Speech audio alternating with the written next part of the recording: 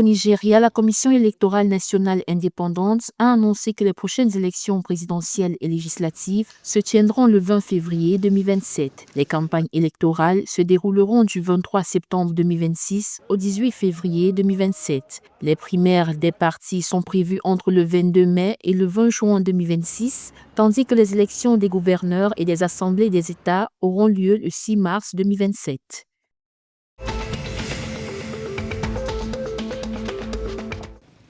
Le président de transition du Niger, Abdourahmane Tiani, accuse la France d'avoir soutenu et financé une attaque près de l'aéroport international de Diori à Mani. Selon lui, la Direction générale de la sécurité extérieure et des forces spéciales françaises aurait fourni armes et équipements à des mercenaires dans la région de l'Iptako-Gourma depuis avril 2025. Il affirme également que 300 millions de francs CFA auraient été versés à des groupes armés, dont le GSIM, pour financer leurs opérations.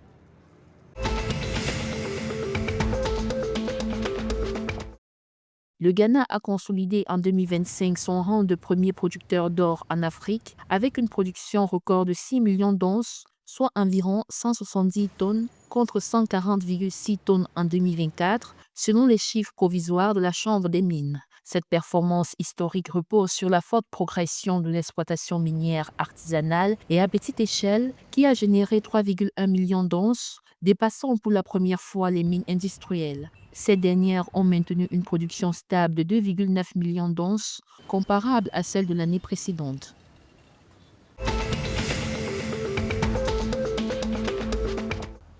Plusieurs individus ont été interpellés à Ouassa-Péonko au Bénin dans une affaire de détention et de tentative de mise en circulation de faux billets de banque. L'opération menée le 11 février 2026 par le commissariat d'arrondissement fait suite à un renseignement signalant des activités suspectes dans des commerces de la localité. La fouille a permis de saisir du matériel, des seringues, des enveloppes scellées et des formats de billets de 10 000 francs CFA.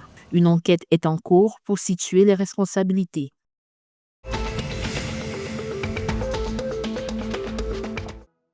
L'équipe nationale féminine des moins de 20 ans du Sénégal a été éliminée des qualifications pour la Coupe du monde des U20 après sa défaite 2-1 contre le Nigeria le 14 février 2026 au stade Abdoulaye Wade de Diamniadio.